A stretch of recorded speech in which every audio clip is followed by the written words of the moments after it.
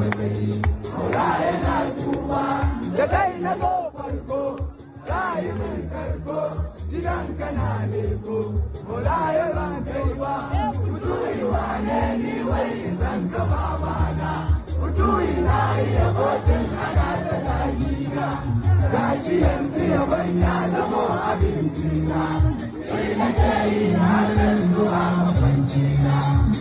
muradi ga yanda na yi min daɗi in na yi shanar ta ta sai na kai na ke kallo baba ta kallo sun yi mana hulu a yanzu mun bullo wai ni ake cewa ba ni san ka maulana bayan suna kawo a gaban ka sarkina kai da aikin nan na gane masoyina zaki ɗan yaya